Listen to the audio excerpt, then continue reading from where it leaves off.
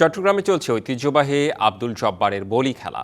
এরই মধ্যে শারীরিক কসরত দেখতে লালদিঘি ময়দানে এসেছেন অসংখ্য দর্শক। বিস্তারিত জানাতে যুক্ত হচ্ছেন সহকর্মী মাসুদুল হক। মাসুদুল হক, বলি খেলা যদি শুরু হয়ে থাকে কিংবা প্রস্তুতির বিষয়টি দেখতে চাই, সেখানে যারা এসেছেন তাদের কথা জানতে চাই।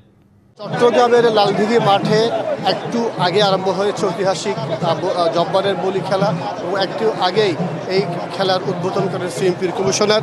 মোট আজকের এই খেলাতে মোট 120 জনের মতো বলি দেশের বিভিন্ন প্রান্ত থেকে এসে তারা এই খেলায় অংশগ্রহণ করছে। আপনারা দেখছেন যে ঢোলের তালে তালে তারা একে একে মঞ্চে উঠছে এবং তারা এই খেলা অংশগ্রহণ করছে। মূলত এই খেলাটি শুরু হয় 1909 সালে।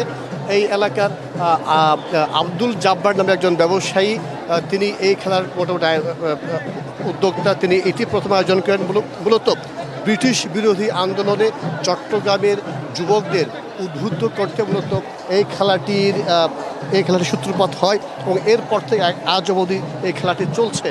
এবং এখানে এই বলি খেলা উপলক্ষে পুরো চট্টগ্রামের মানুষের একটি ঐতিহ্য যে এই লালদিঘি পাড়ের আশপাশে এলাকায় কয়েক কিলোমিটার এলাকায় বসেছে মেলা, অর্থাৎ বৈশাখী মেলা। 3 দিন ব্যাপী চলবে এই মেলা। সেখানে দেশের বিভিন্ন প্রান্ত থেকে অনেক ব্যবসায়ী এসেছেন, অনেক দোকানি এসেছেন। তারা এখানে বিভিন্ন পর্সা সাজিয়ে তারা বিক্রি করছেন। সানবিট সব দিবে সামাল। সানবিট ম্যাজিক প্রেস ডিশওয়াশিং এর মাথা ঘোরানো সলিউশন। আপনারা দেখছেন উৎসুক মানুষ এবং হাজার হাজার মানুষ কিন্তু এই খেলাটি সরাসরি যেটি খেলা সেটি তারা উপভোগ করছে। এবং এখানে আগের আসরে যে সমস্ত বলি যারা জয়ী হয়েছিল বা যারা রানার আপ হয়েছিল তারা এসেছেন এবং এখানে তারা এই খেলা অংশগ্রহণ করছেন। এবং এই খেলাতে আপনারা দেখে আশপাশে অসংখ্য মানুষ তারা এই জব্বারের যে ঐতিহাসিক জব্বারের বলি খেলা উপভোগ করার জন্য আশপাশের বিভিন্ন ভবনের ছাদে, এবং আমরা দেখছি লালদিঘি মাঠের কানায় কানায় পূর্ণ হয়ে গেছে। এবং বিকেল 3টার পর থেকে কিন্তু এখানে মানুষের তিল ধারণের ঠাঁই ছিল না। বেলা যত বাড়ছে মানুষের সংখ্যাও বাড়ছে।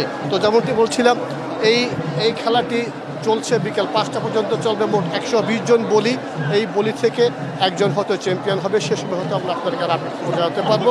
এই ছিল আমার কাছে চট্টগ্রামের লালদিঘি মাঠ থেকে সর্বশেষ খবর। চমৎকার উৎসব মুখর পরিবেশ সেখানে। আপনাকে অনেক ধন্যবাদ মাসুদুল হক।